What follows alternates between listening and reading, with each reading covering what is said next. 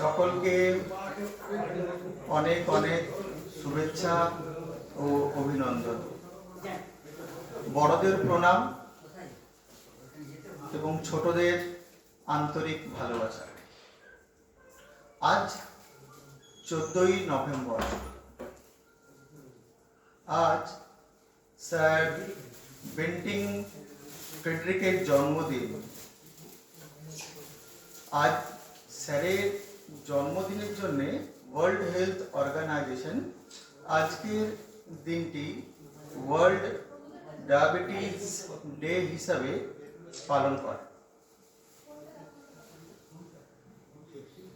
Sir Friedrich Bentinck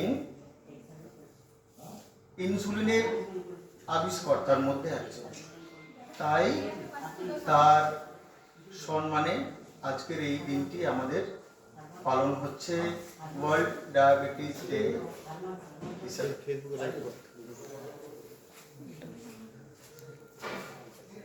এই world diabetes ডেতে আজকে আমাদের লক্ষ্য হোক বা বাণী হোক, সেটা হচ্ছে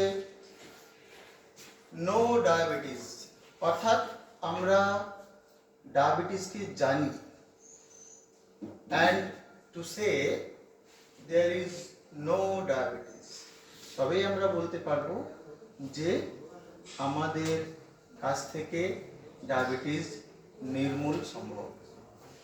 তো প্রথমে আমি প্রেজেন্ট সিনারিওটা বলি যে আমরা হঠাৎ করে এই রকম ডায়াবেটিক নিয়ে এত চিন্তায় কেন। এটা দেখা গেছে যে আমাদের ভারতবর্ষে প্রতি 15 থেকে 16 জনের মধ্যে একজন মানুষ ডায়াবেটিসে ভুগছেন।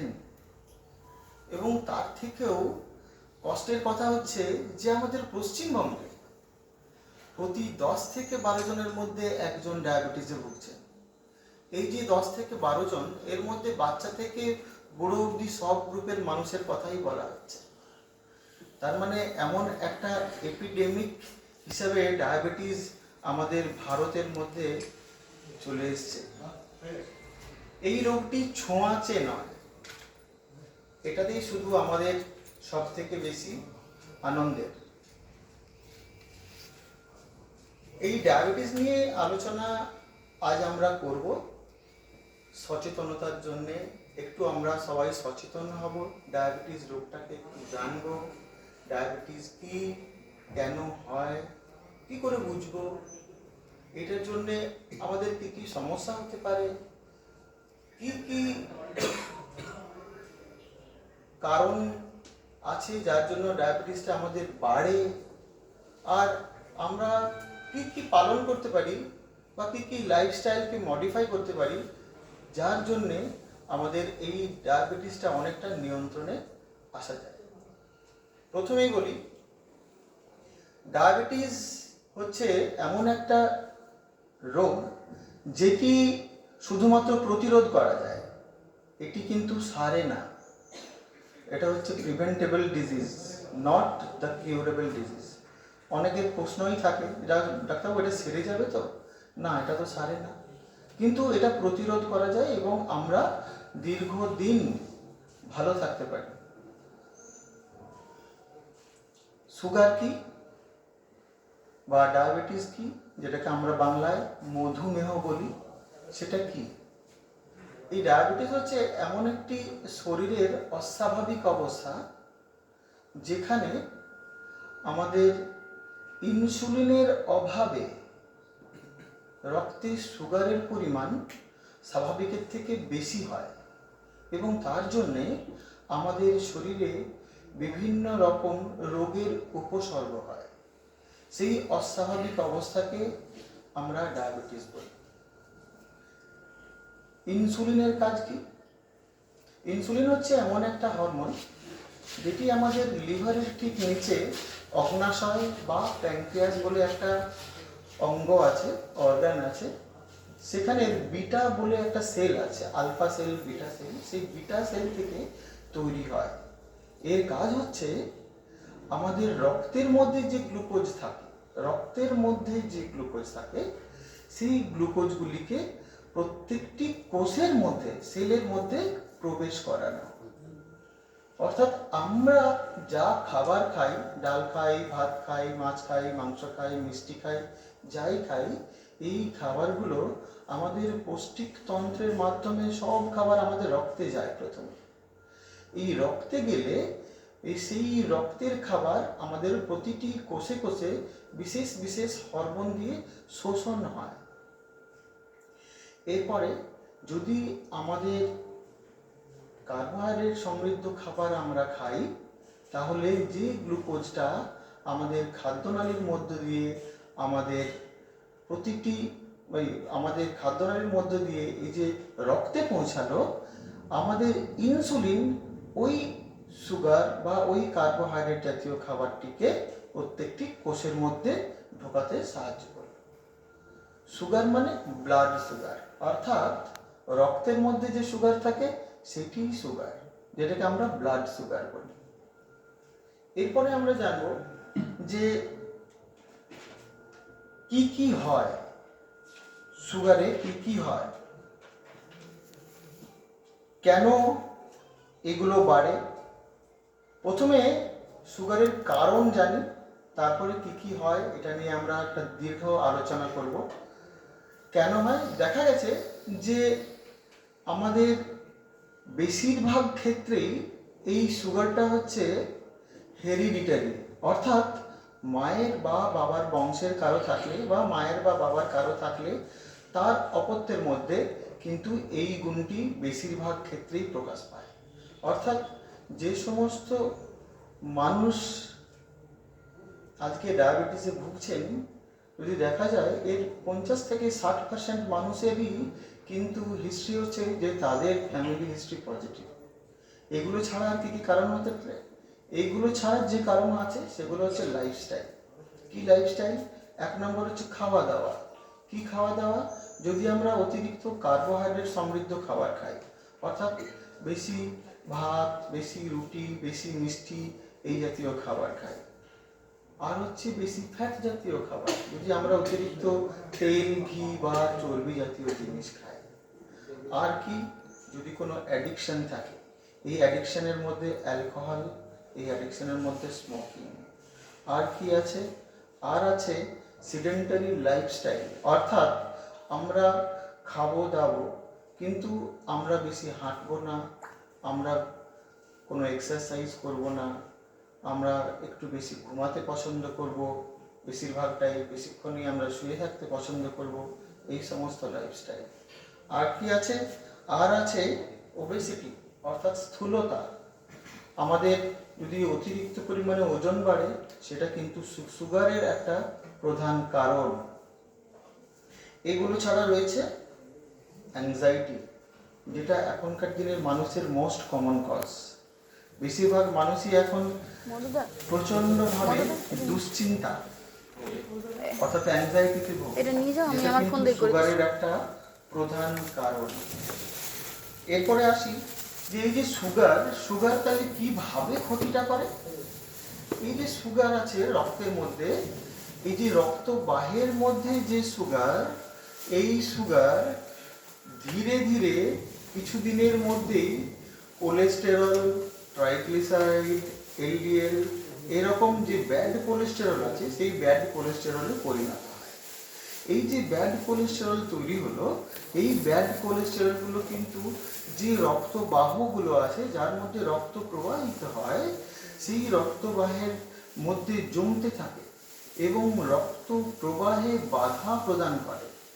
এবং এই রক্ত প্রবাহে বাধা প্রদান করলে যে সমস্ত আমাদের ইম্পর্ট্যান্ট অর্গানসগুলো আছে, যেমন হার্ট, লিভার, কিডনি, ব্রেন, বিভিন্ন নার্ভ, এই সমস্ত জায়গাগুলোতে কিন্তু রক্ত সঞ্চালন কমে যায়। এবং এই সমস্ত জায়গাগুলোতে রক্ত সঞ্চালন কমে গেলে এই সমস্ত অর্গানগুলোর মধ্যে ডিফেক্ট তৈরি হয় এবং আস্তে আস্তে এই অর্গানগুলো ফেল করে। ঠিক আছে? এরপরে সাইন কি কি দেখে আমরা বুঝবো লক্ষণ কি। এখানে তিনটে পি এর কথা বলা হয়, পি পি পি। এই তিনটে পি এর মধ্যে 1 নম্বর পি হচ্ছে পলি ইউরিয়া। পলি ইউরিয়া মানে পলি মিন্স অনেক, তো অনেকবার করে ইউরিনে যাবে, মানে বারবার মূত্রত্যাগের প্রবণতা। 2 নম্বর হচ্ছে পলিডিপসিয়া, অর্থাৎ বারবার ওনার জল তেষ্টা পাবে। আর 3 নম্বর হচ্ছে পলিফেজিয়া, অর্থাৎ ওনার অনেক বেশি খিদে পাবে, বারবার উনি বলবেন যে আমার খিদে পাচ্ছে, খিদে পাচ্ছে, খিদে পাচ্ছে। এই তিনটে পি হচ্ছে মোস্ট কমন সাইন। এই ছাড়া মানুষটি আস্তে আস্তে দুর্বল হয়ে যেতে পারে, ওনার মাথা ব্যথা হতে পারে, বিভিন্ন শরীরের মধ্যে বিভিন্ন জায়গায় খোস, পাচড়া, চুলকানি এগুলো হতে পারে, কখনো কখনো মাথা ব্যথা হতে পারে, কখনো কখনো মাংসপেশিতে খুব ব্যথা হতে পারে, আস্তে আস্তে ওই মানুষটি দুর্বল হতে পারে। এগুলো হচ্ছে লক্ষণের মধ্যে। এবারে আমরা এই সুগার কি কি ক্ষতি করে একটা মানব শরীরে সেটা জানাবো। মানব শরীরে আমি মাথা থেকে পা অবধি সব কিছু বলি। সুগার বেশি হলে এক্ষুনি আমরা জানলাম যে আমাদের যে রক্তবাহ আছে সেই রক্তবাহের মধ্য দিয়ে রক্ত সঞ্চালনটা কমে যায় সুগার যদি কারো বেশি হয়।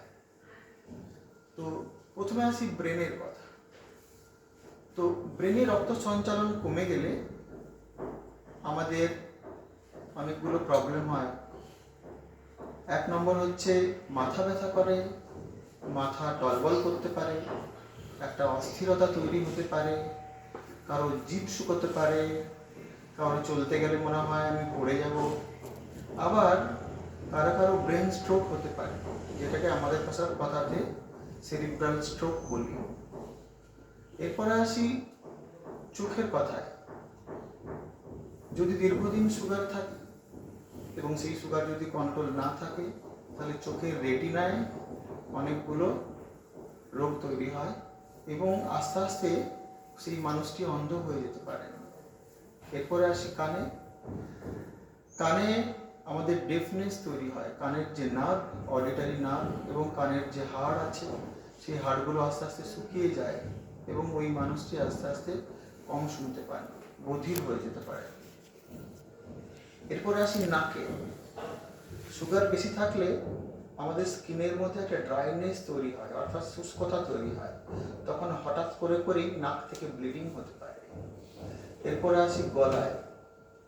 গলার যে খাদ্যনালীর প্রথম অংশ, যেটাকে আমরা ল্যারিংস বা ল্যারিঙ্গোফ্যারিংস বলি, এবং তার সামনেই দুটো টনসিল থাকে, ডান দিকে একটা, বাঁ দিকে একটা।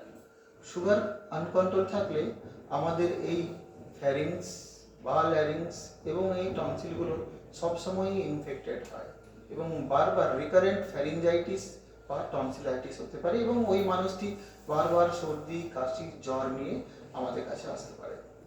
এরপরে আসি বুকের কথা। বুকের মধ্যে আমাদের হার্ট থাকে এবং লাংস থাকে। দীর্ঘদিন সুগারে ভুগলে হার্টের মধ্যে ব্লাড সঞ্চালন কমে গেলে হার্ট অ্যাটাক, হার্ট ফেলিওর এবং হার্ট ব্লকের মতো মারণ রোগ তৈরি হয়। এরপর আসি লাংসের কথায়, দুদিকের ফুসফুসের কথায়। দীর্ঘদিন সুগার থাকলে ফুসফুসেও এরকম একটা হাঁপানি বা শ্বাসকষ্টের মতো একটা রোগ তৈরি হয়, ব্রঙ্কাইটিস তৈরি হয় এবং লাংস ফাইব্রোসিস হয়। এরপরে আসি আমাদের পেটে। লিভারে ফ্যাটি লিভার তৈরি হয়, কিডনিতে কিডনি ফেলিওর হতে পারে, প্রোটিন ইউরিয়া হয়, অর্থাৎ কিডনি থেকে প্রোটিন লিকেজ হয়। এরপরে আসি নার্ভের কথায়। নার্ভের মধ্যে ব্লাড সঞ্চালনও অনেক সময় কমে যায় এই সুগার বেশি থাকার জন্য, সেই জন্য একটা নিউরালজিয়া হয়। এই রোগটির নাম ডায়াবেটিক নিউরোপ্যাথি। দীর্ঘদিন ধরে সুগার আনকন্ট্রোল থাকার ফলে এই সমস্যাগুলি হয়। তারপর আসি পায়ের কথায়। আমাদের পায়ের যে একেবারে শেষ অংশ, যেখানে আমাদের আঙ্গুলগুলো থাকে, যদি সুগার অনেক বেশি থাকে তাহলে আমাদের ওই শেষ অংশগুলোতে আমাদের ব্লাড সার্কুলেশন ভালো হয় না এবং সেইগুলোতে ব্লাড সার্কুলেশন ভালো না হওয়ার জন্য সেইগুলো আস্তে আস্তে শুকিয়ে এবং পরে পচতে থাকে, পচে যায়। এই রোগটির নাম ডায়াবেটিক ফুট। আপনাদের এই ব্যাপারে অনেক সচেতন হওয়া দরকার। আর স্কিন, যেটা খুব কমন ডিজিজ, সেটা হচ্ছে যে অনেক মানুষই গায়ে অনেক ছত্রাক ঘটিত ইনফেকশন, টিনিয়া, যেগুলোকে আমরা দাগ বলি, অনেক খোস, পাচড়া, একজিমা এবং শুষ্কতা নিয়ে আসেন, ড্রাইনেস নিয়ে আসেন। এর প্রধান কারণই হচ্ছে কিন্তু সুগার। তো সুগারের জন্য আমাদের এতগুলি সমস্যা একটা মানব শরীরে হতে পারে। সুতরাং আমাদের এইগুলো জানাটা খুব প্রয়োজন। এবং শুধু আমরা জানবো না, আমরা জানলে আমাদের পরিবার সমৃদ্ধ হবে এই জানার জন্যে, সমৃদ্ধ হবে এই জানার জন্যে আমাদের সোসাইটি, আমাদের সমাজ। সেই জন্য আজকে আমাদের এই আলোচনাটার মূল বিষয়। আর এখানে একটা কথা না বললেই নয়, সেগুলো হচ্ছে গিয়ে যে সুগার রকমের হয়। সুগার আগে আমরা বলতাম টাইপ 1, টাইপ 2, এখন আমরা বলি টাইপ 1 ডায়াবেটিস, টাইপ 2 ডায়াবেটিস এবং জেস্টেশনাল ডায়াবেটিস। টাইপ 1 কাকে বলে? টাইপ 1 মানে ওই মানুষটির, যিনি ডায়াবেটিসে ভুগছেন, তার শরীরে ইনসুলিন তৈরিই হয় না, অর্থাৎ ওনার প্যানক্রিয়াসের যে বিটা সেল, সেই বিটা সেলই নেই, বা এতটাই কম আছে যে যেখান থেকে ইনসুলিন সিক্রেশনই হয় না। তাদের চিকিৎসা শুধুমাত্র ইনসুলিন ছাড়া তার চিকিৎসা করা যাবে না, এবং সেটা খুব আর্লি এজেই ধরা যায়। খুব ছোট ছোট বাচ্চাদের যাদের ডায়াবেটিস ধরা হয়, তারা সাধারণত টাইপ 1 ডায়াবেটিসে ভুগছে। এরপর হচ্ছে টাইপ 2 ডায়াবেটিস। টাইপ 2 ডায়াবেটিস হচ্ছে সেই ডায়াবেটিস যেখানে ইনসুলিন তৈরি হয়, কিন্তু সেই ইনসুলিনের পরিমাণ কম হতে পারে, বা ইনসুলিনের পরিমাণ ঠিক আছে কিন্তু সেই ইনসুলিন সঠিকভাবে সঠিক অর্গানে কাজ করতে পারছে না। সেটিকে আমরা বলি টাইপ 2 ডায়াবেটিস। আরেকটি আছে, তার নাম হচ্ছে জেস্টেশনাল ডায়াবেটিস। অনেক প্রেগনেন্ট মা আমাদের ডায়াবেটিসে ভোগে। মানে প্রেগনেন্ট হওয়ার পরে অনেক মায়েরই ডায়াবেটিস ধরা পড়ে, তখন আমরা তাদের সেই ধরনের ডায়াবেটিসকে জেস্টেশনাল ডায়াবেটিস বলি। তার প্রধান চিকিৎসা অবশ্যই ইনসুলিন। এগুলো ছাড়া কিছু ওরাল হাইপোগ্লাইসেমিক ড্রাগস আছে যেগুলো আমরা দিই।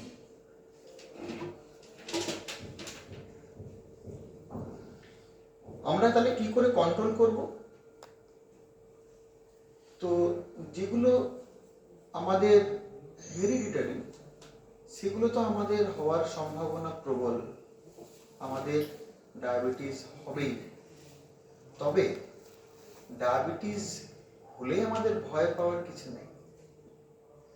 ডায়াবেটিস নিয়ন্ত্রণ করা খুব সহজ, এবং সেই জন্যেই আজও অবধি অনেক মানুষ দীর্ঘদিন ডায়াবেটিস থাকার পরেও খুব সুন্দর লাইফস্টাইল মডিফাই করে দীর্ঘদিন কম রোগে বেঁচে আছেন এবং সমাজে অনেক কাজ করে যাচ্ছেন। তো কিভাবে কমানো যায়? তাহলে অনেকে ভাবেন যে তাহলে কি ওষুধই লাগবে, ডাক্তারবাবু ওষুধ খেলেই হয়ে যাবে? না, ওষুধ খেলে শুধু হবে না। ওষুধ অবশ্যই একটা সমাধানের মধ্যে পড়ে, কিন্তু শুধুমাত্র ওষুধ একমাত্র সমাধান নয়। ওষুধের রোল শুধুমাত্র 25%, অনলি 25%। বাকি 75% পুরোটাই লাইফস্টাইলের উপর নির্ভরশীল। এই লাইফস্টাইলের মধ্যে কি আছে? এই লাইফস্টাইলের মধ্যে আছে, প্রথমত হচ্ছে খাবার। আমরা অতিরিক্ত কার্বোহাইড্রেট জাতীয় খাবার খাবো না, অর্থাৎ ভাত, রুটি, আলু এবং মিষ্টি, এই সমস্ত খাবারগুলো কম খাবো। এগুলো খেতে বারণ নেই, এগুলো খাওয়ার খুব দরকার আছে, কিন্তু এগুলো পরিমিত খাবো। 2 নম্বর হচ্ছে, আমরা অতিরিক্ত ফ্যাট জাতীয় খাবার খাবো না, অর্থাৎ অতিরিক্ত তেল, ঘি, চর্বি জাতীয় খাবার খাবো না। আমরা কোনো অ্যাডিকশনের মধ্যে থাকবো না, কোনো নেশায় থাকবো না। যদি কেউ নেশা করেন অ্যালকোহল বা স্মোকিংয়ে, তাহলে এইগুলোকে যতটা সম্ভব বন্ধ রাখাই ভালো।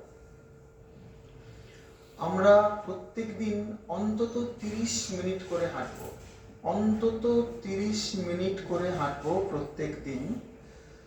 আমরা বলি যে যদি কেউ সপ্তাহে 150 মিনিট হাঁটে, অর্থাৎ 30 মিনিট করে মাত্র 5 দিন, এই 150 মিনিট হাঁটে, তাহলে ওনার সুগার, ফ্যাটি লিভার, হার্টের রোগ বা কোলেস্টেরলের মতো এই সমস্ত অনেকগুলো রোগের সমাধান হয়ে যাবে।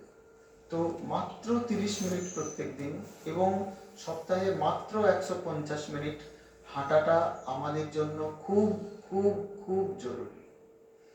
2 দিন ছুটি, সপ্তাহে 5 দিন মানে 7 দিনের 2 দিন ছুটি না হাঁটলেও চলে, কিন্তু এই 5 দিন ওয়াকিংটা খুব ইম্পর্টেন্ট। আপনি কতটা হাঁটলেন এটার থেকে বেশি ইম্পর্টেন্ট আপনি কতক্ষণ হাঁটলেন। অনেকে ভাবে আমি ডাক্তারবাবু 10 মিনিটে 2 কিলোমিটার চলে গেলাম, আমার তো সুগার কমবে। কিন্তু আমি বলি আপনি আধ ঘন্টায় 2 কিলোমিটার হাঁটুন, সেটা আপনার কাছে বেশি ইফেক্টিভ। তো কতক্ষণ হাঁটলেন এটা আমাদের কাছে বেশি ইম্পর্টেন্ট। এরপরে আসি আপনার অ্যাংজাইটি। চিন্তা ভাবনা যতটা কম করা যায় ততটাই ভালো। সারাদিন কাজের পরে অন্তত একটি মানুষকে 6 থেকে 7 ঘন্টা ডিপ স্লিপ, গভীর ঘুম খুব দরকার। এই ঘুমটা থাকলে অনেক অ্যাংজাইটি কমে যায়, অনেক অ্যাংজাইটি কমে যায় এবং তার জন্যে আমাদের কিন্তু সুগার, প্রেশার, কোলেস্টেরল বা অন্যান্য যে রোগগুলি আছে সেগুলি অনেক কমে যায়। আর এই হাঁটা ছাড়াও যদি কেউ দৌড়াতে পারেন, যদি কেউ সাঁতার কাটেন, যদি কেউ যোগা করেন, সেগুলো অবশ্যই ভালো, অবশ্যই ভালো। তো এরপরে আমি কতগুলো এতদিন আমার ডাক্তারি অভিজ্ঞতায় অনেকগুলো কোশ্চেন জোগাড় করেছি, ঠিক আছে? সেই কোশ্চেনগুলো আমি সবাইকে আমি বলবো, আমি কোশ্চেন করবো, আমি অ্যান্সার দেবো, পরে আমি কিছু কোশ্চেন করবো, আপনাদের কাছ থেকে অ্যান্সার নেব। মানে এটা আমার মনে হয় অনেক বেশি সহজ হবে, ঠিক আছে? তো প্রথম কোশ্চেন হচ্ছে যে ডাক্তারবাবু, মিষ্টি খেলে সুগার বাড়ে নাকি সুগার বাড়লে মিষ্টি খেতে নেই? এটা খুব কমন কোশ্চেন। তো মিষ্টি খেলে অবশ্যই সুগার বাড়ে, এটা অস্বীকার করার কিছু নেই। যদি কেউ রেগুলার মিষ্টি খায় তাহলে সে পরবর্তীকালে ডায়াবেটিক হতে পারেন। আর পরের কোশ্চেনের অ্যান্সার হচ্ছে যে সুগার বাড়লে কি মিষ্টি খাওয়া যাবে? সুগার বাড়লে মিষ্টি খাওয়া উচিত না, কেন কি এটা একটা অ্যাগ্রাভেটিং ফ্যাক্টর, এটা রোগটাকে আরো বাড়াবে। যার সুগার নেই সে মিষ্টি খেলে তার ভবিষ্যতে সুগার হওয়ার একটা সম্ভাবনা আছে, কিন্তু তার মানে এই নয় যে তার সুগার হবেই, কিন্তু দেয়ার ইজ এ পসিবিলিটি, একটা সম্ভাবনা অবশ্যই আছে। কেন কি এটা ডায়েটের মধ্যে পড়ে, এটা একটা লাইফস্টাইল মডিফিকেশনের মধ্যে পড়ে। আমরা মাছ, মাংস, ডিম খেতে পারি সুগার থাকলে? অবশ্যই খেতে পারি, আনন্দে খেতে পারি। মাছ, মাংস, ডিম তিনটেই খেতে পারি, দুধ, ছানা, পনির, দই সব খেতে পারি। অনেক মানুষেরই এই কোশ্চেনগুলো থাকে। অনেকে ভাবে যে সুগার আছে, না বাবা মাংস খাবো না যদি সুগার বেড়ে যায়, না বাবা ডিম খাবো না যদি সুগার বেড়ে যায়। অবশ্যই খাওয়া দরকার, কেন কি সুগার হচ্ছে এমন একটা ডিজিজ যেটা কিন্তু আমাদের শরীরের ইমিউনিটি কমায়, শরীরের রোগ প্রতিরোধ ক্ষমতা কমিয়ে দেয়। আমরা মাছ, মাংস, ডিমের মধ্যে কি পাই? মাছ, মাংস, ডিমের মধ্যে যেটা সব থেকে বেশি পাই সেটা হচ্ছে প্রোটিন। এই প্রোটিন আমাদের খুব দরকার। এরপর হচ্ছে ফল খেতে পারি। ডাক্তারবাবু, আপেল খেলে সুগার বাড়বে না? আপনি বলছেন যদি আমরা 8-10টা আঙ্গুর খাই সুগার বাড়বে না? অথবা যদি আমি অর্ধেকটা তরমুজ খেয়ে নিই সুগার বাড়বে না? পেয়ারা খেলে কি সুগার বাড়ে? যদি মিষ্টি লেবু খাই সুগার বাড়ে? এগুলো খাওয়া উচিত না উচিত নয়? প্রত্যেকটি ডায়াবেটিক পেশেন্টের অবশ্যই প্রত্যেক দিন একটি করে ফ্রেশ ফ্রুটস খাওয়া উচিত, টাটকা ফল খাওয়া উচিত।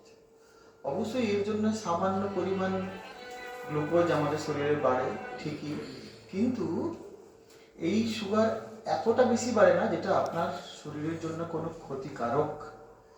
এবং তার থেকেও ইম্পর্টেন্ট হচ্ছে যে প্রতিটি ফ্রুটসের মধ্যে, ফলের মধ্যে অ্যান্টিঅক্সিডেন্ট থাকে, যেটি আমাদের শরীরের রোগ প্রতিরোধের একটা অনেক বড় শক্তি।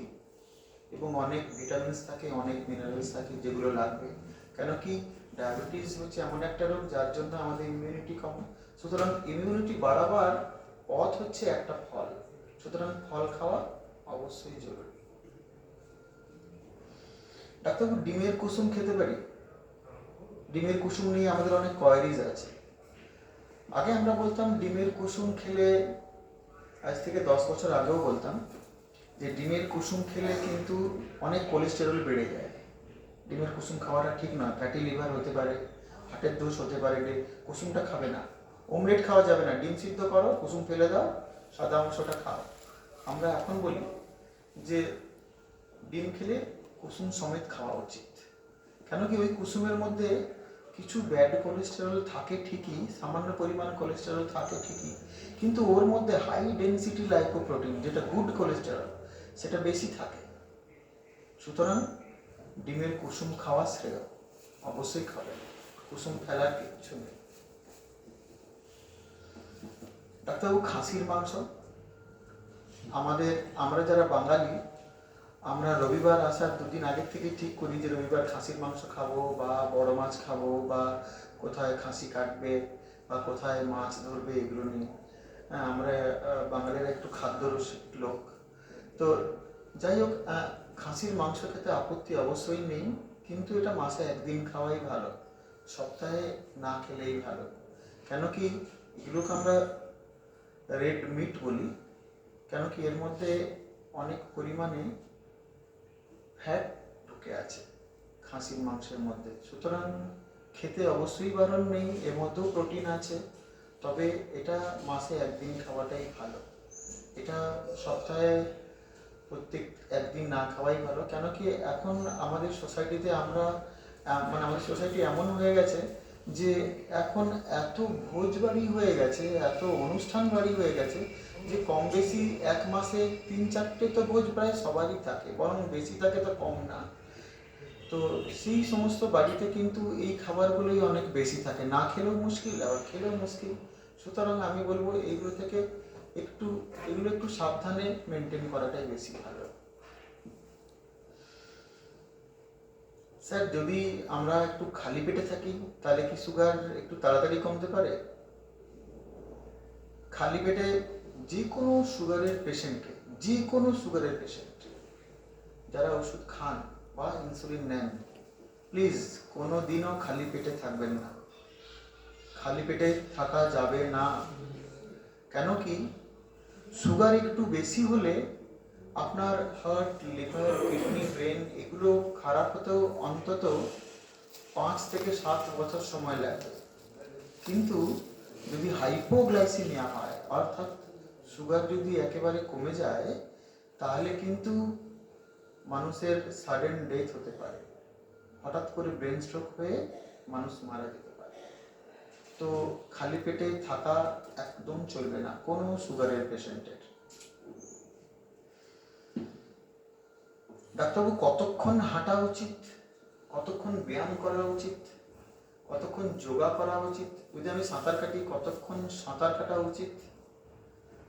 একদিনে অন্তত 30 মিনিট 30 মিনিট আমাদের এক্সারসাইজগুলো করা উচিত। যে কোনো এক্সারসাইজ যেটা আপনার পক্ষে ফিজিবল হবে, সম্ভব হবে, সেটাই।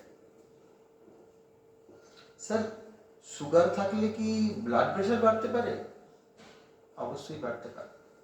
আপনাদের একটা তথ্য দিই, এটা আমাদের রিসেন্ট আমেরিকান ডায়াবেটিক অ্যাসোসিয়েশন বলছে যে যে সমস্ত মানুষ মোর দ্যান 10 ইয়ার্স ডায়াবেটিসে ভুগছেন এবং তাদের সুগার নিয়মিত কন্ট্রোলে থাকছে না, তারা কিন্তু সুগার ছাড়াও আরও এক্সট্রা 2টো রোগে ভুগবেন। সেটা হার্টের ডিজিজ হতে পারে, সেটা লিভার ডিজিজ হতে পারে, সেটা কিডনি ডিজিজ হতে পারে।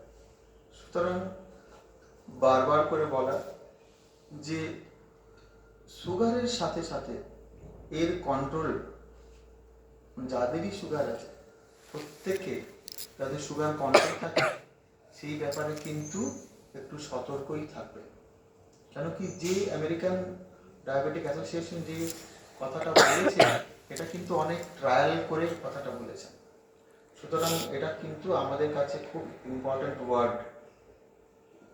সুগার থেকে অবশ্যই প্রেসার বাড়তে পারে, আমি এটা নিয়ে বলেছিলাম কিছুক্ষণ আগেই যে সুগার হচ্ছে আমাদের, ধরুন একটা পাইপের মধ্যে জল যাচ্ছে, ওই জলের মধ্যে যদি কাদা থাকে, ওই জলটা যদি নোংরা হয়, তাহলে ওই পাইপ দিয়ে ওই জল যেতে যেতে 5-6 মাস পরে দেখা যাবে যে সেই পাইপটা কিন্তু আস্তে আস্তে ভোঁতা হয়ে যাচ্ছে, ব্লক হয়ে যাচ্ছে। সুগার হচ্ছে সেই রকম আমাদের শরীরের কাদা। ও কী করে আমাদের শরীরে ব্যাড কোলেস্ট্রলগুলোকে তৈরি করে এবং আমাদের যে রক্তবাহ সেই রক্তবাহের মধ্যে দিয়ে আর রক্তটাকে ভালো করে প্রবাহিত হতে দেয় না। ফলে আমাদের যে অর্গানসগুলো আছে হার্ট, লিভার, কিডনি, ব্রেন, এই সমস্ত অর্গানগুলোতে ভালো করে ব্লাড সার্কুলেশন হতে পারে না। রক্তচাপ কি? ব্লাড প্রেশারের বাংলা হচ্ছে রক্তচাপ। অর্থাৎ রক্ত যাওয়ার সময়, প্রবাহিত হওয়ার সময় রক্তবাহগুলোর মধ্যে অর্থাৎ পাইপগুলোর মধ্যে যে চাপ দেয় সেই চাপটাকে বলে রক্তচাপ বা ব্লাড প্রেশার।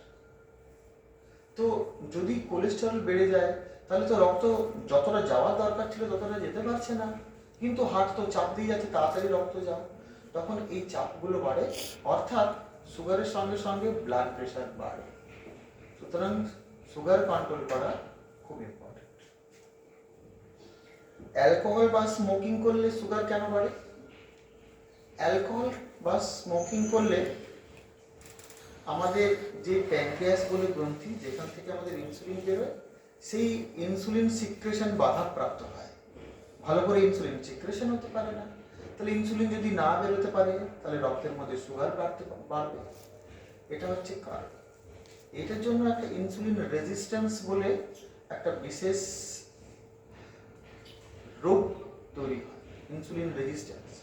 যারা যত বেশি মোটা, যারা যত বেশি নেশা করেন, যারা যত বেশি ঘুমান, যারা যত বেশি কম কাজ করেন, তাদের এই ইনসুলিন রেজিস্ট্যান্স তত বেশি। ওবেসিটি থাকলে কি স্যার সুগার বাড়ে? অবশ্যই সুগার বাড়ে। সুতরাং বেশি স্থূলতা ঠিক নয়, ওবেসিটি ঠিক নয়। অ্যাংজাইটি হলে সুগার বাড়ে কেন? চিন্তা করলে অ্যাংজাইটি যার যত বেশি হবে তখন ইনসুলিন সিক্রেশন কিছুটা হলেও কমে যায় এবং আমাদের যে স্ট্রেস হরমোন আছে, যেগুলোকে অ্যাড্রিনালিন, নর অ্যাড্রিনালিন বলি, সেই স্ট্রেস হরমোনগুলো আমাদের শরীর থেকে বের হয় অতিরিক্ত চিন্তা করলে, এবং ওই জন্য আমরা ঘেমে যাই। এই স্ট্রেস হরমোনগুলো বেরোলে তারা কি করে, আমাদের শরীরের যে চর্বিগুলো আছে সেই চর্বিগুলোকে ভেঙে সুগার তৈরি করে। তাহলে এইদিকে ইনসুলিন তৈরিও হতে পারছে না, ভালো করে বেরোতে পারছে না, অন্যদিকে আবার নতুন করে সুগার তৈরি হচ্ছে। এই প্রসেসটা যদি দীর্ঘদিন চলতে থাকে, মানে যদি কোনো মানুষ প্রায় বেশিরভাগ দিন মানে দুশ্চিন্তায় থাকেন, অ্যাংজাইটিতে ভোগেন, তাহলে তার হঠাৎ করেই সুগার তৈরি হতে পারে। এবং যদি কোনো ডায়াবেটিক পেশেন্ট এরকম চিন্তার মধ্যে থাকেন তাহলে তার সুগার ওষুধ খাওয়ার পরেও কিন্তু কন্ট্রোল হবে না।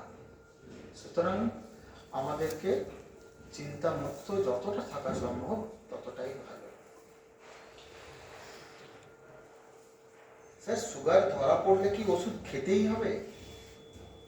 না, সুগার ধরা পড়লে ওষুধ খেতেই হবে এটা ডাক্তার ঠিক করবেন। অবশ্যই দেখতে হবে যে সেই সুগারটা কতটা আছে, সুগার অনেক বেশি আছে না সামান্য আছে, সেটা আগে দেখতে হবে, সেটা ডাক্তারবাবু ঠিক করবেন অবশ্যই। তবে ওষুধ খেতেই হবে এমনটা নয়। আবার অনেক মানুষ আছে, স্যার আপনি তো আমাকে ওষুধ দিয়েছিলেন, আমি স্যার খাইনি। আমি বলি দেখিনি আগে 2 মাস, আমি স্যার হাঁটলাম, বিশ্বাস করুন আপনি দেখেছিলেন 280, হেঁটে স্যার আমি ওটাকে না 200 করে দিচ্ছি, নিয়ে স্যার আবার টেস্ট করলাম, এখন দেখি 300 হয়ে গেছে। কেন 300 হয়েছে? কেন কি ওই মানুষটা ভাবেন যে আমি হাঁটলাম, হেঁটে আমার সুগার তো আগের থেকে কমে গেল, মানে আমার আর 200 বেশি বাড়বে না। কথা সেটা নয়, কথা হচ্ছে এই লাইফস্টাইলটা বরাবর মেনটেন করতে হবে। এটা দুদিনের জন্য নয়, কেন কি এটা কিউরেটিভ ডিজিজ নয়, এটা সারেই না, এটা শুধুমাত্র প্রতিরোধ করা যায়। যে রোগ প্রতিরোধ করা যায় সেই রোগগুলোকে প্রত্যেক দিন মেনটেন করতে হবে লাইফস্টাইল, তবে কি এই রোগগুলো নিয়ন্ত্রণে থাকবে, নাহলে এই রোগগুলো নিয়ন্ত্রণে থাকবে না। ব্লাড সুগার বেশি ছিল, নর্মাল হলে কি ওষুধ খাওয়া উচিত নাকি বন্ধ করব?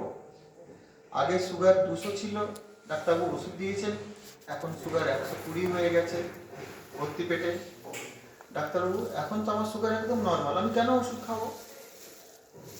এর অ্যান্সার হচ্ছে যে আমি ওষুধ খাই তাই আমার সুগার নর্মাল, আমি ওষুধ খাবো না আবার অ্যাবনর্মাল হয়ে যাবে। সুতরাং ওষুধ খাওয়াটাই বুদ্ধিমানের কাজ। স্যার চিনি বা গুড়, স্যার কোনটা বেশি ভালো, চিনি খাওয়া ভালো না গুড় খাওয়া ভালো? আমি বলি চিনি বা গুড় দুটোই কিন্তু ক্ষতিকারক। সুতরাং অনেকে ভাবেন যে আমি চিনির চা খাচ্ছি না স্যার, বিশ্বাস করুন এখন আমি বাতাসা দিয়ে চা খাই। বাতাসাটা কিসের তৈরি? সেটা তো চিনি দিয়ে তৈরি। সুতরাং যে সমস্ত খাবার চিনি বা গুড় দিয়ে তৈরি হয় যতটা কম খাবো ততটাই ভালো।